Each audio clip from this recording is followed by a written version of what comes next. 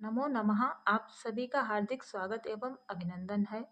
बच्चों, आज हम लोग पढ़ेंगे क्लास 6 की संस्कृत बुक दीपकम का अष्टमः पाठः और पाठ का नाम है बुद्धि ही सर्वार्थ साधिका। इसका अर्थ हुआ बुद्धि अर्थात बुद्धि, सर्वार्थ सब कुछ, साधिका अर्थात सिद्ध कर सकती है। यानी कि जिस व्यक्ति के पास बुद्धि है या जो अपनी बुद्धि विवेक से कार्य करेगा उसके कठिन से कठिन कार्य भी सिद्ध हो सकते हैं। यानी कि वो अपने कठिन से कठिन कार्यों को भी पूरा कर सकता है। तो इसमें कुछ हाथी आपको चित्र के माध्यम से देखने को मिलेंगे और खरगोश हैं। तो खरगोश और हाथियों की इस कथा से हमें क्या शिक्षा मिलती है, तो आइए पाठ को शुरू करते हैं। संसारे उत्तम जीवनाय बुद्धिपूर्वकः व्यवहारः आवश्यकः भवति। संसारे अर्थात संसार में उत्तम जीवनाय उत्तम जीवन के लिए अर्थात अच्छे जीवन यापन करने के लिए बुद्धिपूर्वकः व्यवहारः बुद्धिपूर्वक किया गया व्यवहार आवश्यक भवति अर्थात होता है। यानी कि संसार में हमारा जीवन जो है सुखमय बीते, इसके लिए हमें अपनी बुद्धिपूर्वक व्यवहार करना चाहिए और ये बहुत ही आवश्यक है। बुद्धिपूर्वकेण व्यवहारेण कठिनम अपि कार्यम सहजम भवति। बुद्धिपूर्वकेण व्यवहारेण बुद्धिपूर्वक किए गए व्यवहारेण अर्थात व्यवहार से कठिनम कार्यम अपि कठिन कार्य भी सहजम भवति, सहज अर्थात सरल हो जाता है। यानी कि यदि कोई कार्य बुद्धिपूर्वक किया जाए तो कठिन कार्य को भी हम सरल बना सकते हैं। विशेषतः स्पर्धायाः समये यदि प्रतिपक्षः अतीव प्रबलः तर्हि बुद्धिबलेन वयं तं जेतुं शक्नुमः। कहा गया है कि विशेष रूप से स्पर्धा यानी कि जब प्रतिस्पर्धा वगैरह होती है उस समय यदि प्रतिपक्ष जो दूसरा पक्ष है वो अतीव प्रबला बहुत अधिक बलशाली है, तर्हि तब बुद्धि बलेन वयम तम जेतुम शक्नुमा, तब बुद्धि बल के द्वारा वयम अर्थात हम तम उसको यानी कि प्रतिपक्ष को जेतुम शक्नुमा जीत सकते हैं। जब स्पर्धा के समय हमारा प्रतिपक्ष अति प्रबल हो तो हम उसे अपनी बुद्धि के द्वारा ही जीत सकते हैं। शरीरात बलात् बुद्धि बलस्य महत्वम कथम अधिकम इति ऐसा कथा प्रतिपादयति।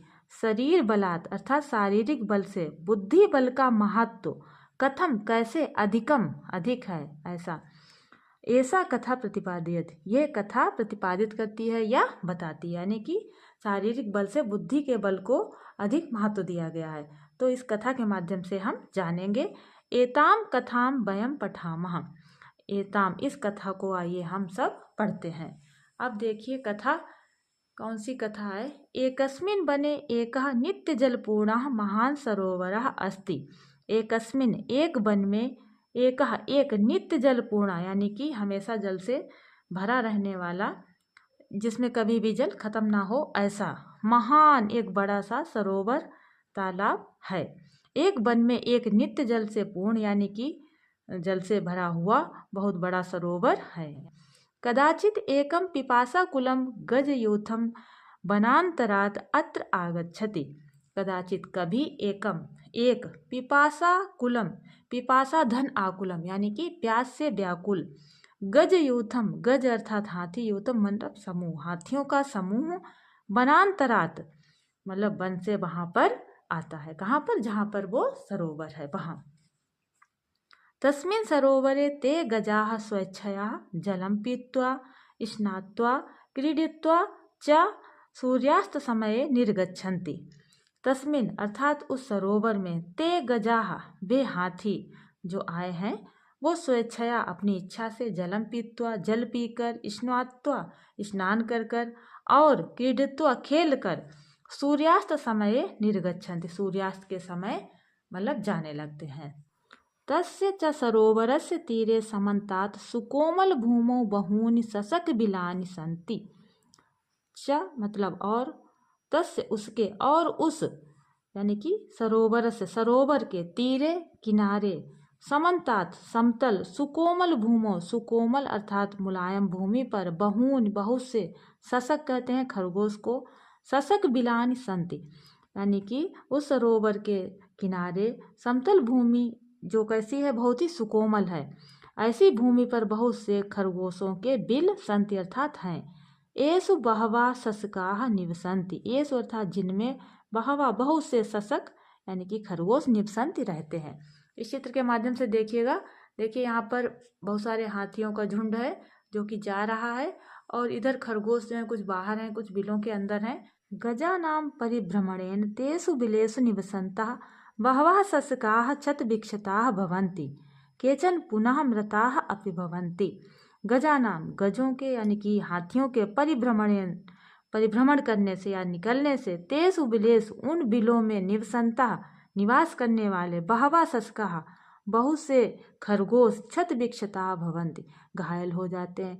जब हाथी उनके बिलों के ऊपर से गुजरते हैं तो उनमें जो खरगोश निवास कर रहे हैं उनमें से बहुत सारे खरगोश घायल हो जाते हैं। केचन पुनः मृताः अपि भवन्ति और फिर उनमें से कुछ मृत्यु को भी प्राप्त हो जाते हैं यानी कि कुछ मर भी जाते हैं। अतः ससकाः भीताः चिंतामग्नाः च भवन्ति। इसलिए ससक अर्थात सभी खरगोश भयभीत और चिंतामग्न हो जाते हैं यानी कि वो बहुत ही घबरा जाते हैं और चिंता करने लगते हैं।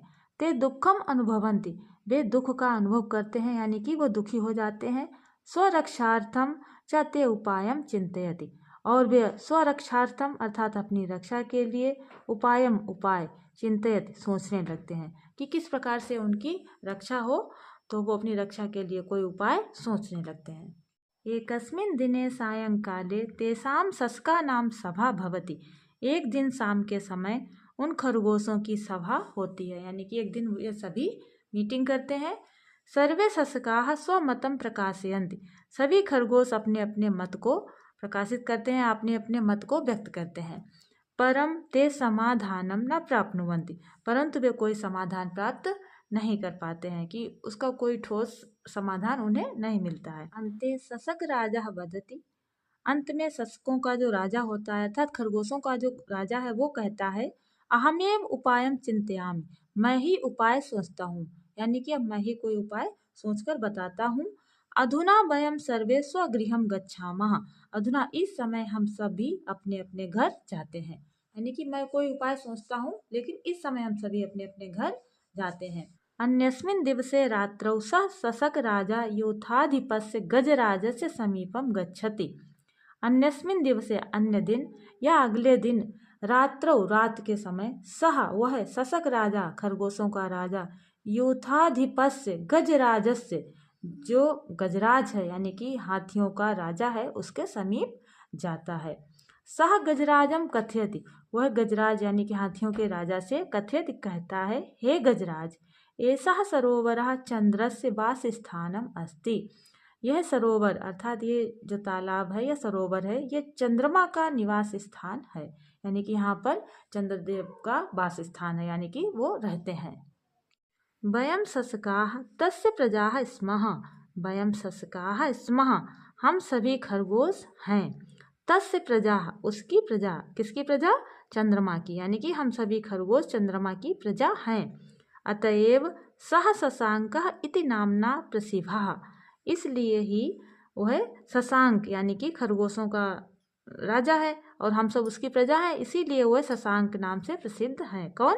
चंद्रमा। चंद्रमा को शशांक भी कहते हैं। यदा शशकाः जीवन्ति तदा एव चंद्रः प्रसन्नः भवति, यदा अर्थात जब शशक खरगोश जीवित रहते हैं, तदा एव तभी चंद्र प्रसन्न होते हैं, यानी कि जब खरगोश जीवित होते हैं तभी चंद्रमा भी प्रसन्न होते हैं। गजराजः पृच्छति, गजराज यानी कि हाथियों का जो राजा है वो पृच्छति पूछता है। किससे पूछता है? जो खरगोशों का राजा है उससे पूछता है।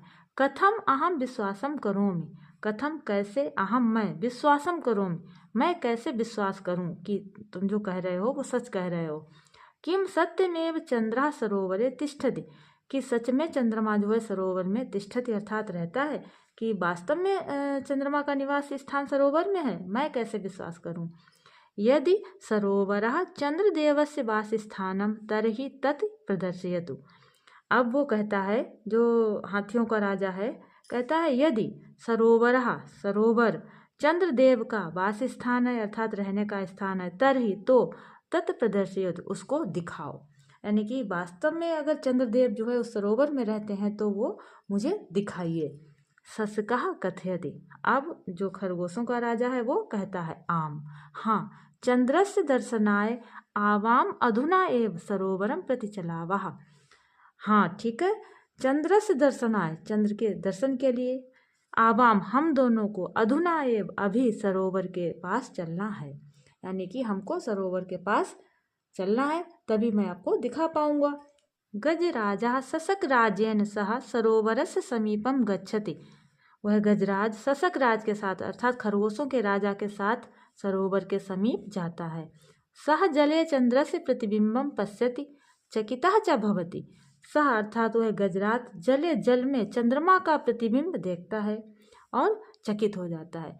जल में वो क्या देखता है? चंद्रमा का प्रतिबिंब देखता है, क्योंकि वो यही देखने गया है कि वास्तव में चंद्रदेव उस सरोवर में रहते हैं या नहीं, लेकिन उसे वहां पर चंद्रमा का प्रतिबिंब दिखाई देता है जल में, यानी कि पानी में। सह भयेन चंद्रम नमति।